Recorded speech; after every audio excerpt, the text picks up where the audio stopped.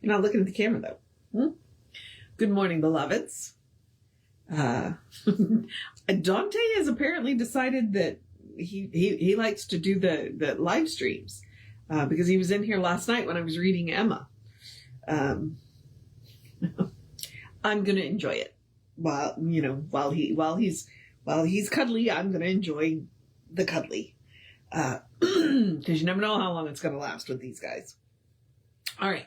And I mentioned, Jesse's doing a class/book study, the Emma Curtis Hopkins, Christian Science Mental Practice. And apparently there's not an Audible copy of it. And two, there is somebody on YouTube, so I decided that I would make, a YouTube playlist, for Emma. So I've got 2 chapters up and, because how much he loves this class. It's going to be on both my YouTube, which is the Running Rev Ryan, and on the CLC page as well. So the first 2 chapters are up, and this Saturday is my plan to do the 3rd chapter. And then after that, we'll go from there. I may be able to do chapter 4 on Thanksgiving because I'm going to be here. All right. So that's that. But that's not what we're doing right now. What we're doing right now is Your Spiritual Power, which is a library of books. But let's do the housekeeping first, and then we'll talk about that. So, and all the housekeeping is me reminding you that we are Creative Life Spiritual Center. Website is creativelife.org. Email info@creativelife.org. Get you 1 email a week. Tells you what's going on for the week and month, and the hot links are hot. It is also a blind CC, meaning nobody's going to see your email. So, and then I'll mention the social medias merely briefly, because we don't monetize them. We don't want to deal with the ads any more than you do. So what we ask you to do instead is to go, like, subscribe, follow based on which platform, the page is, and then engage with the individual post by liking, subscribing, or by reacting, commenting, and sharing the individual post. It bumps us in the algorithms. More people see our stuff, which is the goal. And so you can, and it's a free, easy way to support the center. And we are Creative Life Spiritual Center or Creative Life Spark, depending on the platform. And I am the Running Rev Ryan on all the platforms that I am on. So, because, it's a nice long moniker and nobody wants it, thankfully. Apparently there is a Running Rev, but I am not. I'm the Running Rev Ryan. Because, I needed the. Unlike Eurythmics, we call them the Eurythmics, but they are not the Eurythmics. They are Eurythmics. Oh, well. If you're a music nerd, you know what I'm talking about. Okay, so we are doing Your Spiritual Power. We happen to be, we are over halfway through now. We're about 2/3 of the way through now. And we are in a book called Living Without Fear, which is another book of where they collected his essays from the Science of Mind magazine and collected them together into a book, which is fantastic because Discover a Richer Life was the same thing. But it makes sense why it sounds like he's sitting on the couch talking to you, because these were magazine articles.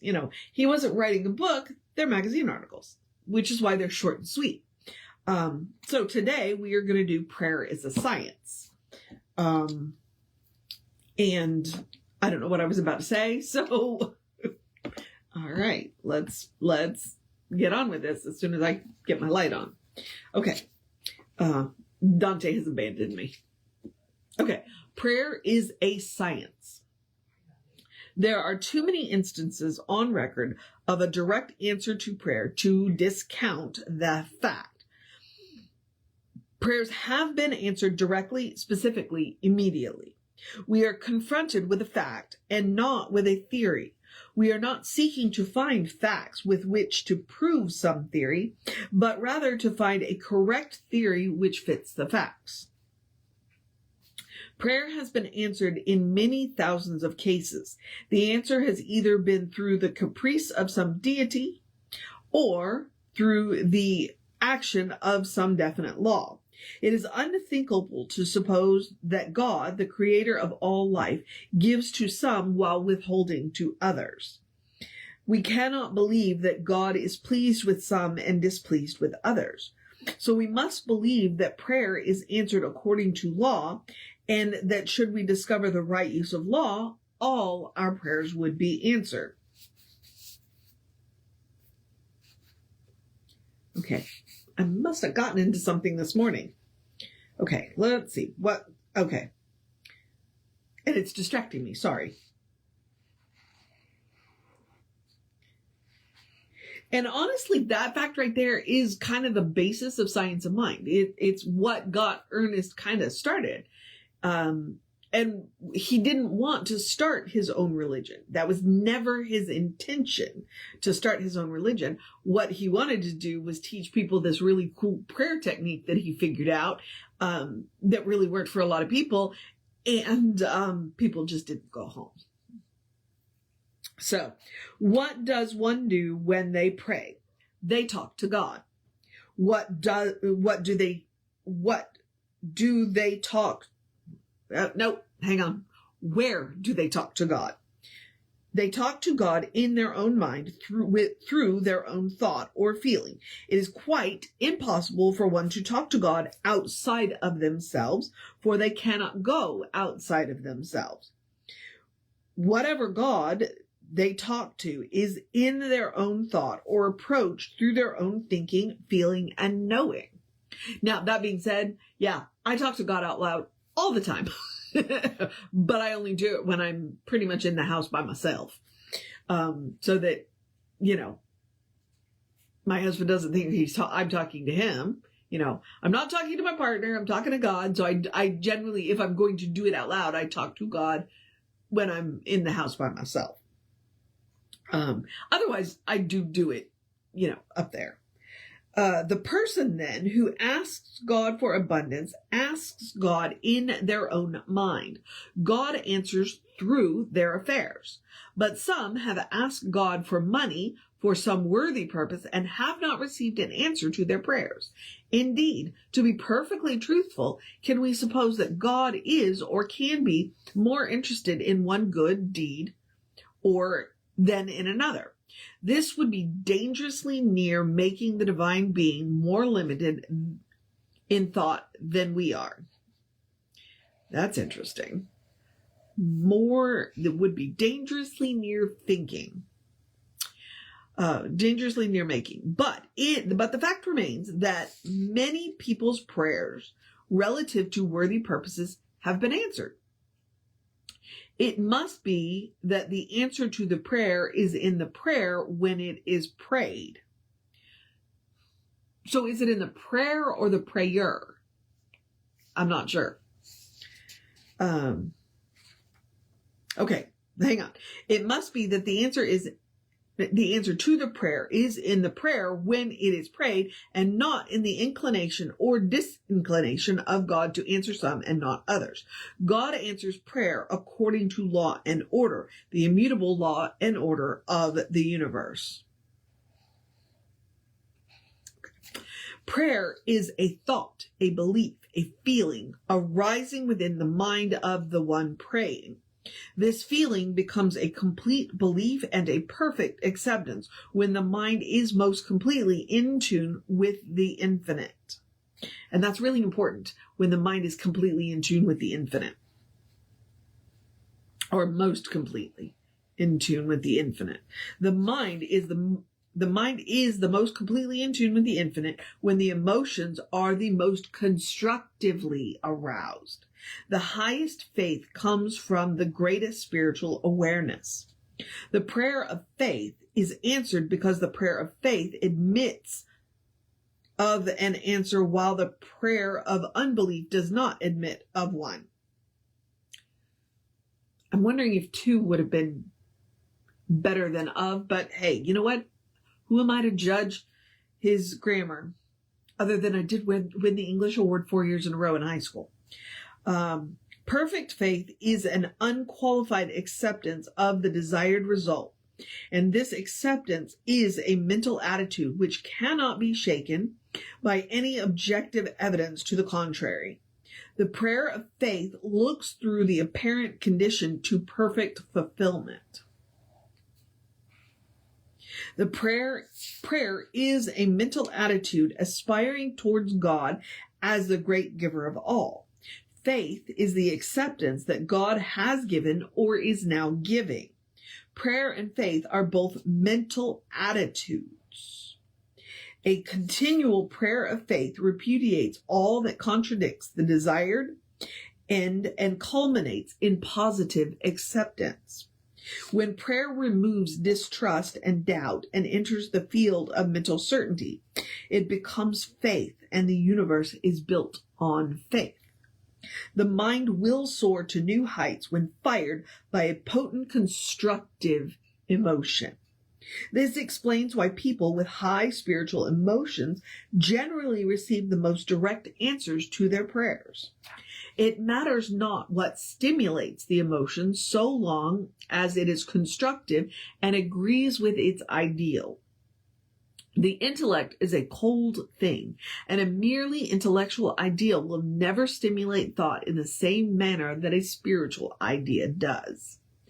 It so happens, or the universe is so organized, that it is quite impossible for us to arouse the highest emotions and the most creative ones without using the highest ideals. These ideals are always what we call religious or spiritual, but spirituality and religion are not to be thought of as either unnatural or supernatural. Spirituality means dependence on spirit. Religion concerns beliefs in God. Both are normal and quite natural to the average person. I'm not sure I agree with his definitions, but we're going to go with it. God gives some more than others because some accept more than others. Ooh. Occasionally, like when I was reading Emma last night, one of my comments was simply, and I don't make many comments because it's all, it takes an hour to read the chapter. What I said was Emma doesn't pull any punches. Okay. She does not. She is what we call hardball metaphysics. Like she just goes directly for the jugular. She does not have time to mess around. Okay. Ernest is gentler and softer, but occasionally Ernest doesn't pull his punches either. And right there, that was Ernest not pulling a punch. Okay. God gives some more than others because some accept more than others. That's it. That's it. That's the difference. The divine giver itself knows nothing about size.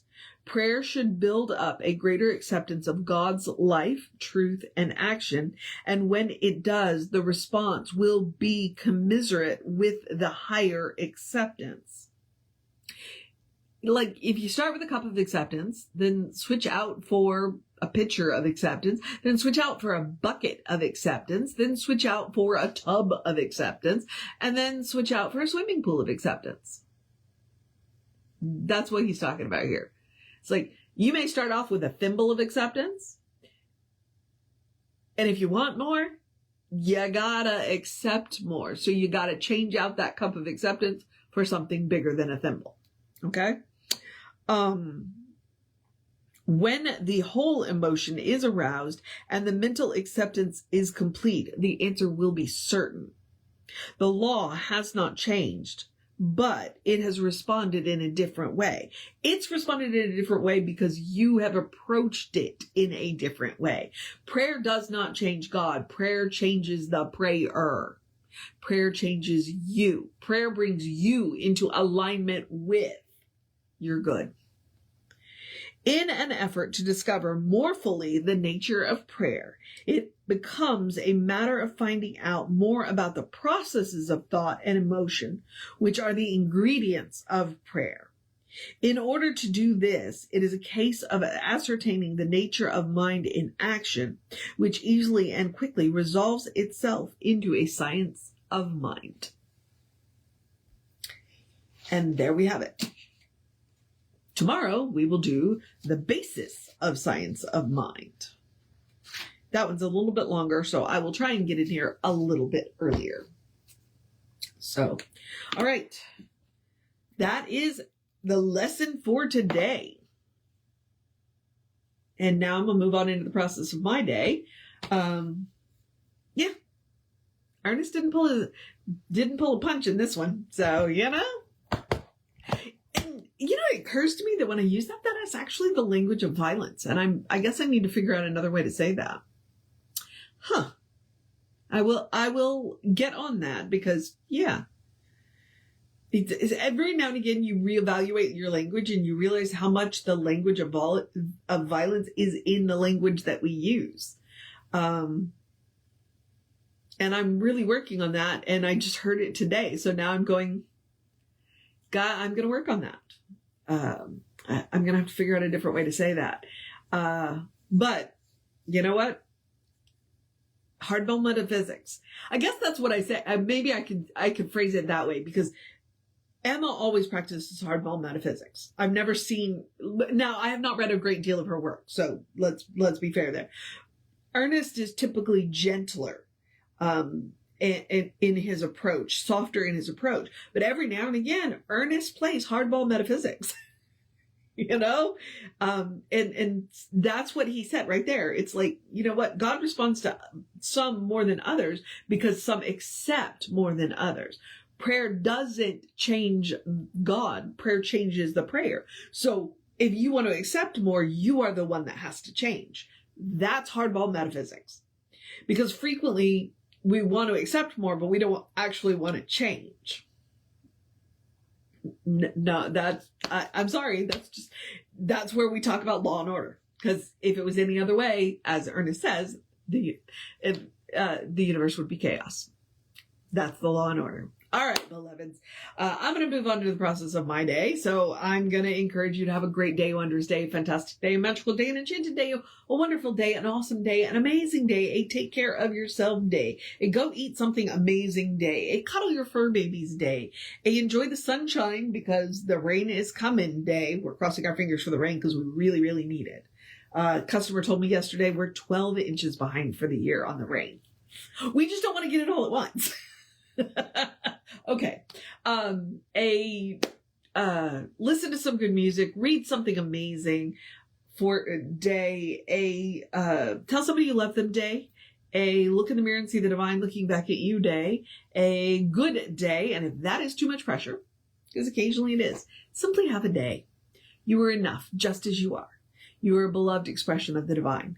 You are a brilliant light, a divine spark, spirit in motion, God in action, a beautiful masterpiece and a work in progress at the same time at your own pace. And as Reverend Jesse likes to call us, you are a godly. So explore the truth of your being. Get to know who the divine knows you to be because the divine knows you to be good. And from there, anything is possible. Anything at all is possible.